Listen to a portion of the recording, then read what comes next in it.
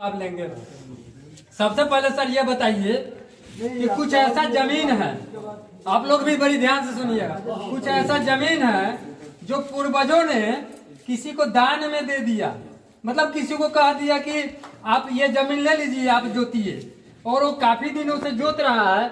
जमीन देने वाला आदमी मर गया, इस दुनिया में नहीं है, और उसका बेटा पोता अगर है तो काफी लगभग 50 साल से जमीन जोत रहा है कोई और आदमी, जबकि पेपर उसके पास नहीं है।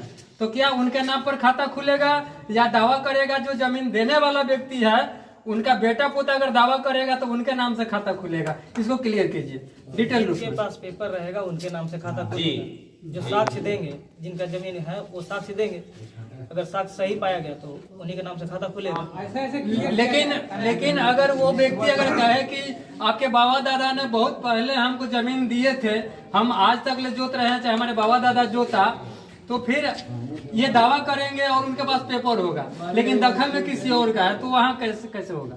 सरकारी जमीन पे भी अगर सरकारी जमीन पे भी कब्जा कर लेते हैं तो ऐसा थोड़े कि सरकारी जमीन आपको मिल जाएगा। आप सबूत दीजिएगा ना, सबूत दीजिए, पेपर दीजिए कि ये जमीन आपको दान में मिला है। उसका अगर सबूत देते हैं, शांतिपूर्ण दखल कब्जा है, तो हो जाएगा। नहीं तो जिनके पास पेपर होगा, सही पेपर होगा, उनका होगा। एक और लोगों के मन में सवाल उठता है कि वंशावली बना करके देना है, तो वंशावली बना करके देना है, तो वंशावली में यहाँ सरपंच साहब कहते हैं कि आप पंचायत सचिव से रसीद लेके आइए, एफिडेविट लगाइए और कई फॉर्म भरिए, उसमें 4 गवाह लगाइए, फिर होगा। तो क्या ऐसा होगा या सरपंच साहब खुद लिखेंगे तो हो जाएगा? वंशावली हम नहीं बनाएंगे, सरपंच साहब बनाएंगे, हम उनका वंशावली मान्य करेंगे। अभी तक एक भी वंशावली आप लोगों के पास जमा हुआ है कि नहीं? अभी तक तो नहीं हुई है। अभी तक नहीं हुआ है। एक आज जमा होगा तब क्लियर आप कर पाएंगे कि यहाँ किस तरह की वंशावली चाहिए आपको। क्लियर क्या करना है, वो वंशावली बना के दें, हम लेंगे वंशावली। वो तो उनका साइन वंशावली बना रहेगा। के दे, बहुत बड़का बात पूछ रहे हैं। वंशावली आपको बना करके देंगे सरपंच साहब, लेकिन उसमें जो वो फंस रहा है मैटर की इसी से कोर्ट से करवा कर देना है, पंचायत सचिव फिर उस पर साइन करेगा, रसीद कटेगा, ये सब जब काम होगा, जब इतना लीजिएगा आप, तो किसान को तो और दिक्कत ना होगा। जो आदमी मजदूरा आदमी है, जो काम करता है, गाँव में रहता है, वो कहाँ पंचायत सचिव को खोजने जाएगा? से बताइए।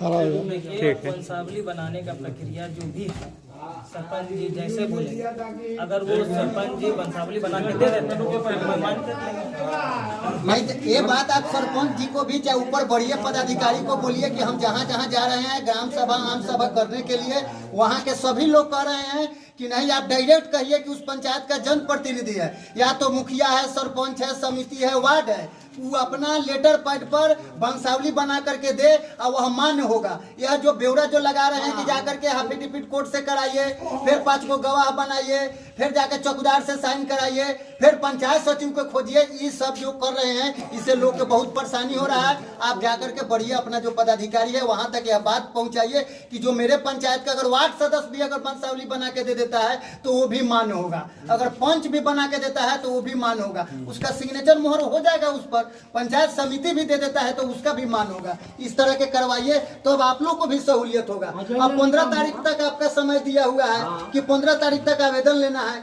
आप पूछिए कि पोखरी पंचायत में रहे, यहाँ अभी एक भी आपके यहाँ आवेदन अभी तक जमा नहीं हुआ। आप समझ लीजिए कि 15 तारीख में 2 दिन बीतिए गया, आज 13 दिन बचा हुआ है, 13 दिन में अभी एको आवेदन आपको जमा नहीं हुआ। कैसे सर्वे करा पाइएगा, कैसे सर्वे होगा से बताइए। वो नियम से 2 साल में ना हो। ठीक है, वंशावली वाला जो भी मैटर होगा हम अपने वरीय पदाधिकारी के पास रखेंगे। ये मैटर उनके तरफ से जो भी जवाब मिलेगा मुझे वो आप लोग को बताएंगे, लेकिन जो नियम है अभी तक तो वही नियम बता सकते हैं।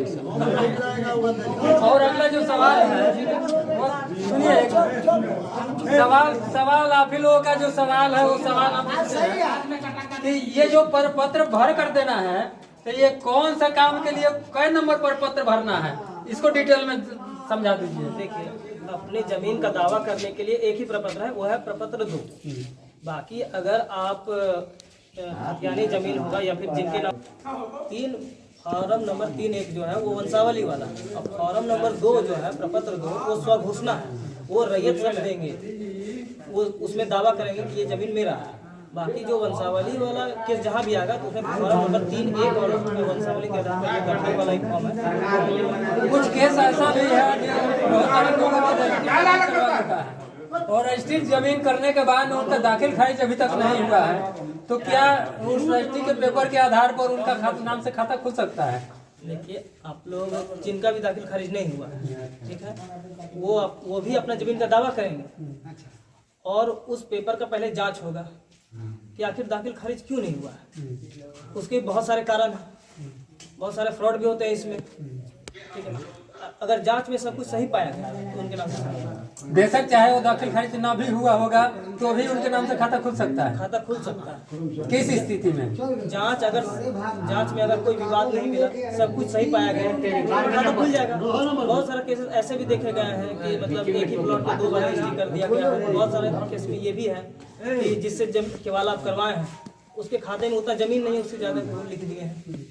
बहुत सारा केसेस ऐसे हैं कि मतलब क्या है, उस जो डीड होता है केवाला होता है उसमें गलत इन्फॉर्मेशन डाला हुआ है, उस हिसाब से भी उनका तो काम फंस जाएगा, वो विवाद के घेरे में आ जाएंगे, तो उसमें फिर नहीं होगा। कुछ ऐसे भी गरीब परिवार है जो लोग सरकारी जमीन या गरमजरुआ जमीन में अपने झोपड़ी बना कर रहता है, तो काफी दिनों से रह रहा है, तो ऐसे लोगों को के साथ क्या हो खाता खुल सकता है उनके नाम से? खाता गरमजरुआ जमीन का खाता तो बिहार सरकार के नाम से खुलेगा, ठीक है। कब्जा में अवैध कब्जा के रूप में उनका पड़ जाएगा, ठीक है। लेकिन इसमें भी बहुत सारे नियम कानून और भी हैं, जैसे जिनका खतियान में नाम है कब्जा के रूप में, उसमें मकान शहर है, वो मतलब उनके पास जमीन नहीं है और उनका बंदोबस्ती हो चुका है, करेंट बंदोबस्ती हो चुका है, उस केस में कुछ ऐसे केसेस हैं जिसमें खाता खुल सकता है, लेकिन मैक्सिमम केसेस में बिहार सरकार के नाम। एक और लोगों का सवाल है कि जिनका अभी तक बंटवारा नहीं हुआ है, तो बंटवारा नहीं होने की स्थिति में उनका अलग अलग खाता कैसे खुलेगा? बंटवारा नहीं तो उस केस जैसे अभी एक सवाल आया था, पंडित जी सवाल किए थे कि 4 भाई है, भाई में नहीं पटता है, तो आपके फॉर्म पर वो साइन नहीं करेंगे, उनके फॉर्म पर वो साइन नहीं करेंगे, तो फिर इस स्थिति में बंटवारा हो नहीं पाएगा, और बंटवारा जब नहीं हो पाएगा तो फिर कैसे अलग अलग खाता खुलेगा? तो इस केस में अलग अलग खाता नहीं खुलेगा, इस केस में संयुक्त खाता खुलेगा, सभी हिस्सेदारों का एक ही खाता रहेगा, एक ही खतियान मिलेगा उनको, एक ही खतियान मिलेगा। हाँ, तो पहले भी तो बाबा दादा का जो है एक ही खतियान है, तो ये सर्वे हो रहा है तो अलग अलग हो जाता तो कहीं ना कहीं आने वाले पीढ़ी के लिए तो ठीक होता। तो जब आप ही लोग क्लियर नहीं कर रहे हैं कि मेरा जमीन कौन सा है, हाँ, जब आप ही लोग बंटवारा नहीं कर रहे हैं तो फिर हम किसके नाम से कौन सा जमीन दे दें?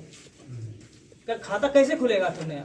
कहीं ना कहीं अधिकारी का थोड़ा सा जिम्मेदारी बनता है ना कि हाँ इस चीज को बताया जाए और समझाया जाए और इस चीज को क्लियर किया जाए। ये अधिकारी का जिम्मेदारी नहीं है, ये सब हिस्सेदारों का जिम्मेदारी है। आप लेना चाहते हैं सड़क के किनारे, वो सड़क के किनारे नहीं लेना चाह रहा है, या फिर कोई और भी सड़क के किनारे लेना चाह रहा है, तो इस केस में हम कैसे इसका फैसला कर सकते हैं कि आपको कौन सा जमीन देना है? वो आप लोग अपने से बंटवारा कीजिए। सुझाव तो आप लोग दे सकते हैं। सुझाव क्या देना है? बंटवारा कीजिए, यही सुझाव है। शांतिपूर्ण बंटवारा सहमति से करिए, सुझाव तो यही है। आपका भी कोई सवाल है क्या? एक बाबा के 3 बेटा। क्या सवाल है? एक मिनट। हमारा सवाल है कि बिहार सरकार जमीन उस पर मेरा मरई मचान है, बथान है, आप क्या कीजिएगा उसको? आपके नाम से बंदोबस्ती है? बंदोबस्ती कुछ नहीं है, लेकिन पूर्वजों से दखल कब्जा में है, बिहार सरकार की है, तो खाता बिहार सरकार के नाम से खुलेगा, कब्जा आप लिख दीजिएगा उस पर, और जो कब्जा में होगा हाँ। वो आपका नाम से रहेगा कि ये व्यक्ति इस पे कब्जा किए हुआ है। Thank you. बस आप क्या पूछ रहे हम थे? पूछे बारी से एक बाबा के 3 बेटा, तेमे 2 गो के हिस्सा बा, एगो के हटे नहीं, हाँ। कोई ओकरा माने टेंशन नहीं के बोलो तुम लोग को भगा देंगे, तुम्हारा हटे नहीं। कैसे हो? हां, मतलब नहीं एक बाबा के पलदारी मधु के 3 बेटा, बड़ा छोटा के हो गए, हमारा जी के नहीं थे।